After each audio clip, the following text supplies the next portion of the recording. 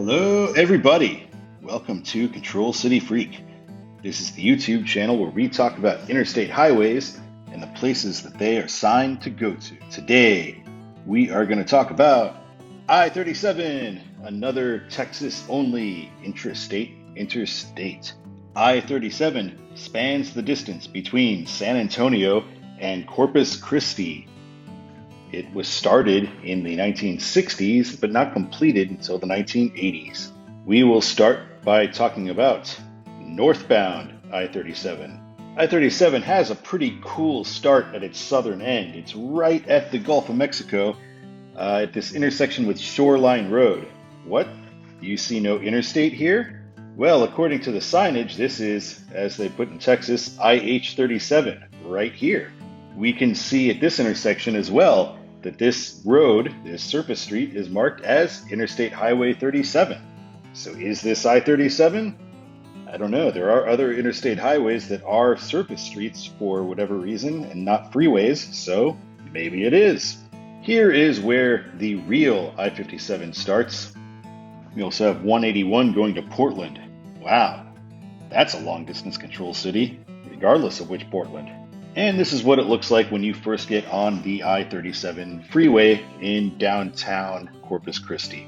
I-37 is signed for San Antonio on its northbound length pretty much throughout its entire run. Here we see I-37 signed for San Antonio and Victoria because Texas likes to sign where U.S. highways are going along with where the interstates are going. I don't know what they're doing on the 69E South sign, Robstown, Kingsville. I much prefer the Arkansas method of signing the place where 69E will go to instead of signing where it currently does go to. And as expected, 77 leaves and is signed for Victoria. 37 is now signed only for San Antonio. This 77 also, I think this is actually the fastest way to Houston. I'd rather see Houston on that sign, like Victoria, Houston, just because this is roughly the route that 69E eventually will be going to get to Houston. Here we see a mileage sign, Mathis 18, San Antonio 127. San Antonio is on the bottom line for pretty much the entire trip, so I didn't really look at too many other mileage signs. San Antonio is also signed northbound at basically every random interchange along the way as well. Here we are approaching Metro San Antonio. We have the exit for 410. And now 37 is signed for San Antonio and Johnson City. Again, going with the Texas tradition of signing the U.S. highway along with the interstate highway. This is a little weird though. 37 281 now signed for Johnson City, but 37 of course does not go to Johnson City. 281 does. And we are not yet quite downtown at this intersection with I-10. So I really think it should just be San Antonio still on this sign, or downtown would also work. We are within city limits, but we are not yet to the city center. Now we're on 37 281 International Airport in Johnson City, but again, we have not yet reached downtown San Antonio. So I think they love signing the Alamo in the San Antonio area. This would be a great sign to have the Alamo up there instead of Johnson City. Here we do have the exit for the Alamo, and this is in fact the closest interstate highway exit to the Alamo, and we see the Alamodome in the distance there. Let's take a closer look at that beaut. Ah, the Alamodome, the home of the greatest Final Four ever played in 2008 when 4 number 1 seeds made it, and the Kansas Jayhawks took home the title. Rock Chalk Jayhawk. Shortly after passing the exit for the Alamo, we are now meeting I-35, which is the end of I-37. And here is the final end of I-37, 35 South Laredo, 35 North Austin, continuing traffic north for 281. All right, let's take a look at Southbound I-37. I-37 has a pretty confusing beginning if we're on North 35. If you've seen my North 35 video, we've seen this intersection with 37 and 10, and it's very confusing. We have the lower level, upper level thing going, and we see 37 signed for Corpus Christi and Johnson City because of 281. So finally, we get to go on the upper level. I've been waiting for this since I've been doing those 35 videos. Our first chance to look at the upper level. We get a nice view of downtown San Antonio here from the upper level.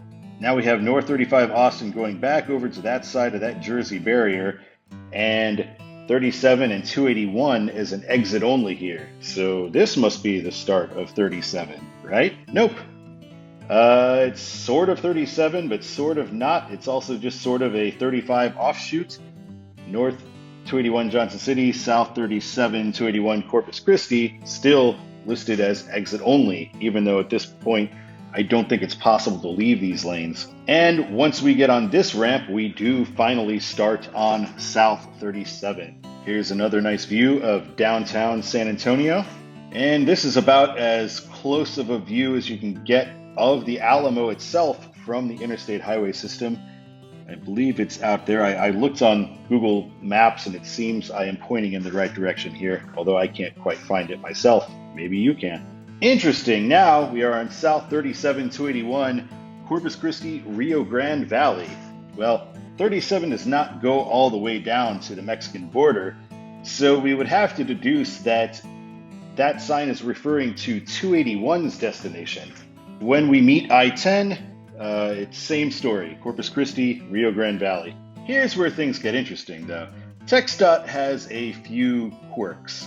One, they love signing U.S. highway control cities on interstate highways. And two, they never want to sign a 3-digit interstate with a control city ever. So here it appears that their hatred of signing 3-digit highways outweighs their love of signing U.S. highways, as we have no control city for the 281 410 exit. However, 37 keeps that Rio Grande Valley because we do meet 281 again later down the road, and staying on 37 is actually the faster way to where 281 will split up again for the Rio Grande Valley.